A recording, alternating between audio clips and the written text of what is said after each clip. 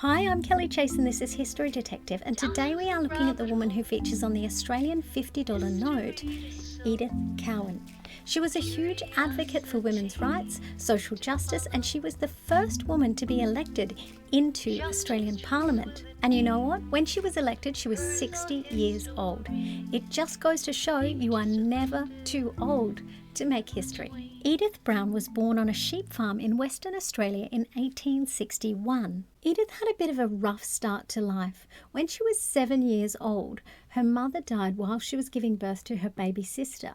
The baby also died, and she was shipped off to boarding school in Perth. Her father remarried, and when she was around 15 years old, he shot and killed her stepmother in a drunken domestic violence incident. Her father was convicted of murder and was sentenced to death by hanging. So by the time she was 15, she had lost her mother, her sister, her stepmother, and her father. The boarding school that I mentioned earlier was run by the Cowan sisters, and that is how she met her husband, James Cowan.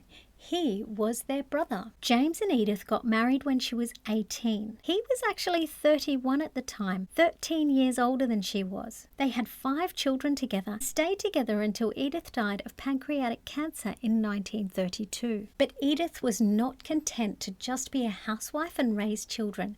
She saw that there were many injustices in the world, and so she worked tirelessly to bring people's attention to these injustices and raise money to help with the issues. Her husband did a lot of work in the courts. He started as a clerk to the police magistrate. He was also a registrar for the Supreme Court and became a police magistrate himself. This work exposed his wife Edith to many injustices that were happening to women and children within the legal system and drove her to become involved in many community organisations. She was a foundation member of the Children's Protection Society in 1906. Much of society of the time saw neglected children as criminals, but the Children's Protection Society saw them as victims. The society organised for children to be placed in foster homes and also made sure that fathers paid maintenance for their children.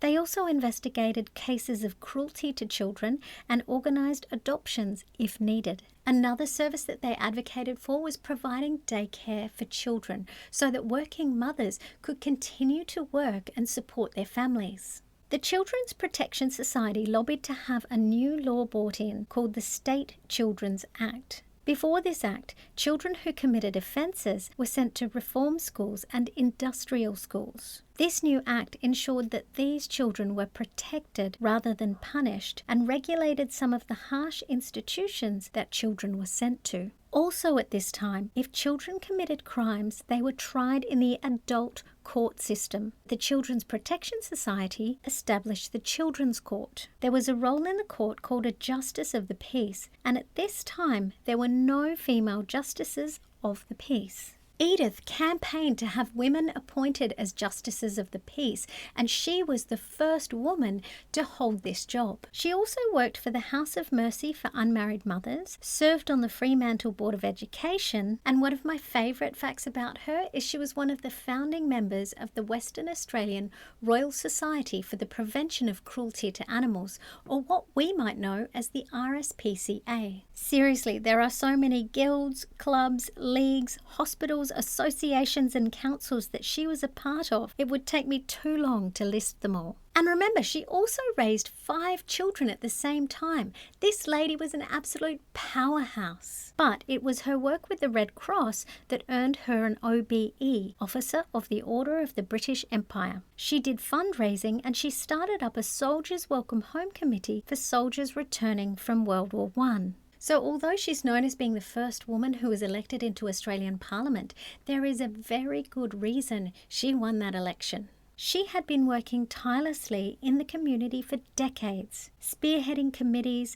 and campaigns and genuinely caring for those in the community who did not have a voice. Oh, and she is the only woman in Australia who has a university named after her. I will finish with a quote that was printed about her in the newspaper after she died. Edith was remembered as a woman who strived to work unselfishly, unceasingly, and constructively in the interests of her country. Nothing daunted, she blazed the trail. Don't forget to hit subscribe, and in the description below you'll find a link to my website where you'll find a list of references and links to teaching resources. And grab yourself a copy of my new book, History, Her Story, Our Story. This is Kelly Chase, on the case. I would like to acknowledge the traditional owners of the land on which this video is being recorded today. I pay my respects to the elders and knowledge holders past, present and emerging.